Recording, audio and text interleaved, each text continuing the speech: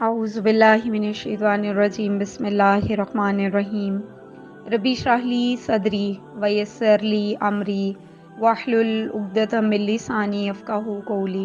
अस्सलामु अलैकुम वरहमतुल्लाहि वबरकातुहू।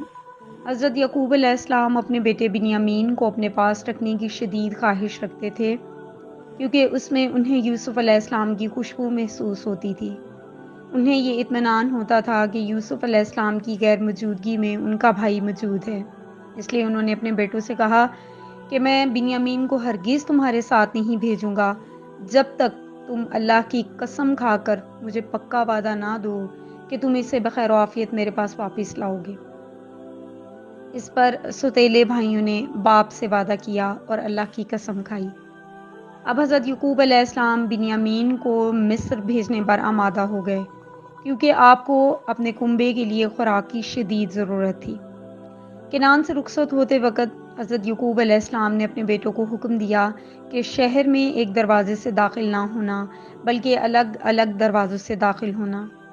बाज़ हज़रात का कौल है कि आपने ये हुक्म इसलिए दिया ताकि उन्हें नज़र ना लग जाए, क्योंकि वह सब खूबसूरत और खुश शक्ल थे। अब ये काफ़िला मिस्र पहुंचा और हज़रत यूसुफ़ अलैहिस्सलाम से इनकी मुलाकात हुई। हज़रत यूसुफ़ अलैहिस्सलाम ने बिन्यामीन को अपने करीब जगह दी और पोशीदा तौर पर उसे बता दिया कि आप उसके भाई हैं, और उसे हुक्म दिया कि ये बात अपने भाइयों को ना बताना। फिर आपने एक तदबीर की। आपने नौकरों को हुक्म दिया कि आपका पानी पीने का प्याला किसी के इल्म में लाए बगैर बिन्यामीन के बोरे में रख दिया जाए। आप उस प्याले से पानी पीते थे और इसी से माप कर लोगों को गला देते थे। गला लेकर ये काफिला मिस्र छोड़कर किनान की तरफ रवाना हुआ तो इनके पीछे चंद अफराद भेज दिए गए। ये बादशाह के सिपाही थे। इन्होंने काफिले वालों को पुकारा और कहा कि ऐ काफिले वालों, तुम चोर हो। बादशाह का पानी पीने का प्याला गुम हो गया। जो कोई इसे वापस लाएगा तो हम उसे एक ऊंट गला मजीद देंगे। इस पर यूसुफ अलैहिस्सलाम के भाई कहने लगे कि हम चोर नहीं हैं। अल्लाह की कसम, तुमको खूब इल्म है कि हम मुल्क में फसाद फैलाने के लिए नहीं आए।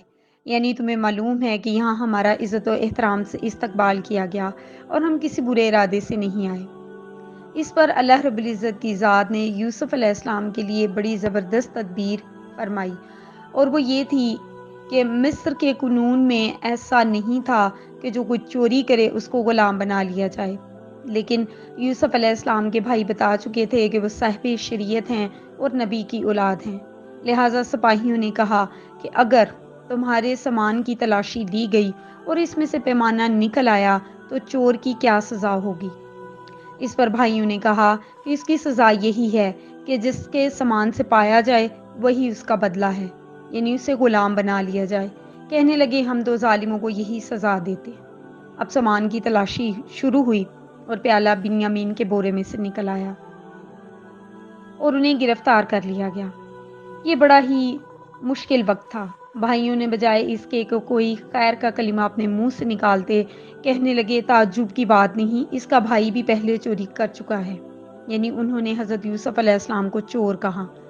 बाज़ मुफस्सिरीन ने कहा कि ये जिस चोरी की तरफ इशारा कर रहे थे वो ये थी कि हज़रत यूसुफ अलैहिस्सलाम ने बचपन में अपने नाना का बुत चुरा कर तोड़ दिया था। हज़रत यूसुफ अलैहिस्सलाम ने जब उनके मुंह से ऐसा बुग़्ज़ सुना तो दिल में कहने लगे अंतुम शर्रुम मकानन वल्लाहु अअलमु बिमा तसिफून। तुम बड़े ही बुरे हो और जो तुम बयान कर रहे हो अल्लाह इसे खूब जानता है। आपने हिल्मो दरगुजर से काम लेते हुए ये बात आहिस्ता कही, ऊंची आवाज़ से नहीं कही। तब वो आपकी मिन्नत समाजत करने लगे। कहने लगे ऐ अज़ीज़े मिस्र, इसके वालिद बड़ी उम्र के बिल्कुल बूढ़े शख्स हैं। आप इसके बदले में हम में से किसी को ले लीजिए। हम देखते हैं कि आप बड़े नेक नफ्स हैं। यूसुफ अलैहिस्सलाम ने फरमाया हमने जिसके पास अपनी चीज़ पाई है उसके सिवा दूसरे की गिरफ्तारी करने से अल्लाह की पनाह चाहते हैं। ऐसा करने से तो हम यकीनन नाइंसाफ़ी करने वाले हो जाएंगे। यानी अगर हमने मुल्जिम को छोड़ दिया और बेगुनाह को गिरफ्तार कर लिया तो ये जुल्म होगा। हम ना खुद जुल्म कर सकते हैं ना किसी को जुल्म की इजाज़त दे सकते हैं। हम तो उसी को पकड़ेंगे जिससे हमें अपना सामान मिला।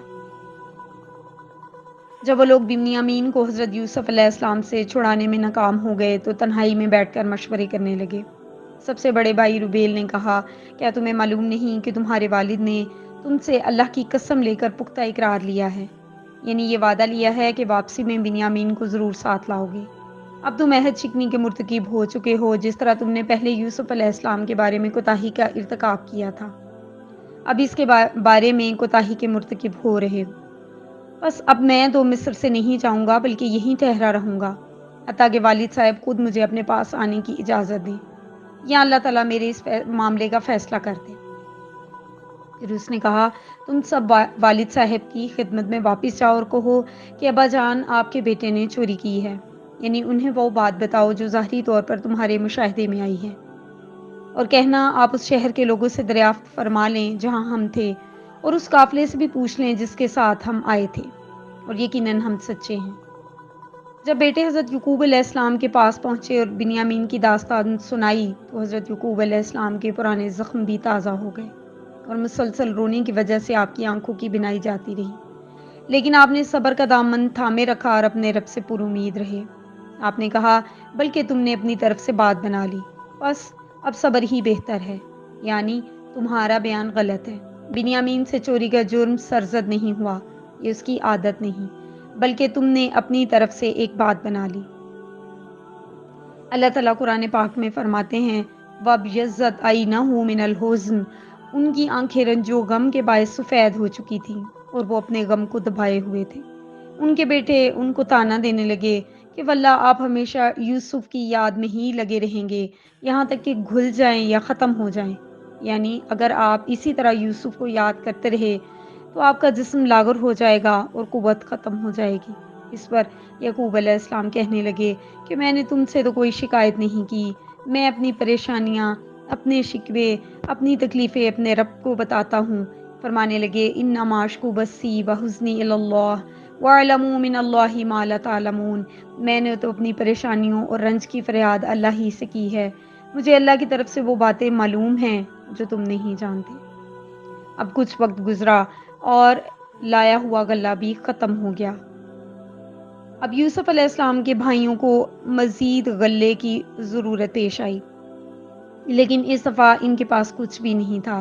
ایک قول کے مطابق وہ کچھ پرانی رسیاں اور بوریاں لے کر مصر کی طرف روانہ ہوئے، اور انہوں نے جا کر حضرت یوسف علیہ السلام سے درخواست کی کہ آپ ہمیں غلہ پورا دیجئے، ہم پر خیرات کیجئے، اللہ تعالیٰ خیرات کرنے والوں کو بدلہ دیتا ہے۔ خیرات اور صدقے سے مراد یہ ہے کہ ہماری نکمی چیزیں ہی قبول کر لیجئے، یا یہ مطلب ہے کہ ہمارا بھائی ہمیں واپس کر دیجئے۔ حضرت یوسف علیہ السلام نے جب ان کی یہ کیفیت دیکھی کہ ان کے پاس صرف نکارہ اشیاء رہ گئی ہیں تو آپ کو ان پر ترس آ گیا۔ آپ نے اپنی پیشانی سے کپڑا ہٹایا اور انہیں اپنی پہچان کراتے ہوئے اللہ کے حکم سے فرمایا، حل علمتم ما فعلتم بیوسف، تمہیں یاد ہے تم نے یوسف کے ساتھ کیا کیا تھا، وأخیہ، اور اس کے بھائی کے ساتھ، اذ انتم جاہلون، جب تم نادان تھے۔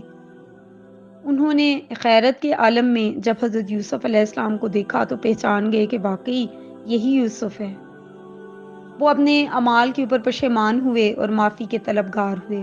حضرت یوسف علیہ السلام نے انہیں معاف کر دیا اور کہا کہ واپس جاؤ اور اپنے اہل و عیال کو یہاں لے کر آؤ۔ اس پر بھائیوں نے بتایا کہ آپ کے والد آپ کے غم میں نبینا ہو چکے ہیں۔ حضرت یوسف علیہ السلام نے انہیں اپنی قمیض دیتے ہوئے فرمایا کہ اسے لے جا کر والد صاحب کی آنکھوں پر رکھو، ان کی جو بصارت ختم ہو گئی ہے وہ اللہ کے حکم سے واپس آ جائے گی۔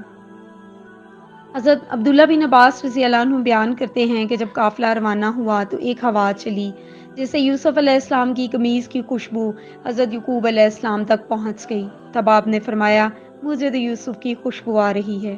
آپ کو 3 دن کے فاصلے سے یہ خوشبو محسوس ہوئی۔ اس کے بعد بھائی حضرت یعقوب علیہ السلام کے پاس آئے اور کہنے لگے کہ آپ کے لیے ہم ایک خوشخبری لائے ہیں۔ انہوں نے یہ کرتا حضرت یعقوب علیہ السلام کے چہرے پر ڈالا جس سے آپ بینا ہو گئے۔ اس سے پہلے وہ یعقوب علیہ السلام کو طعنے دیتے تھے، لیکن جب انہوں نے بینائی واپس آتے ہوئے دیکھی تو فوراً سے معافی کے لیے جھک گئے۔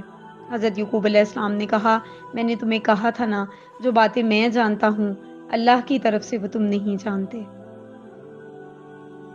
حضرت یعقوب علیہ السلام اپنے اہل و عیال کو لے کر مصر پہنچے تو حضرت یوسف علیہ السلام کی ملاقات کے وقت سب نے انہیں سجدہ کیا اور اس خواب کی تعبیر مکمل ہوئی جو یوسف علیہ السلام نے بچپن میں دیکھا تھا۔ ایک قول کے مطابق یہ ملاقات مصر سے باہر خیموں میں ہوئی۔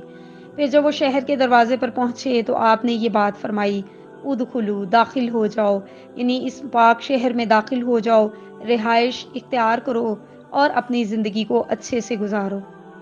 انہوں نے اپنے تخت پر اپنے ماں باپ کو اونچا بٹھایا۔ تورات کے بیان کے مطابق ان کی والدہ فوت ہو چکی تھی، لیکن بعض مفسرین کی رائے یہ ہے کہ یوسف علیہ السلام کی والدہ زندہ تھی۔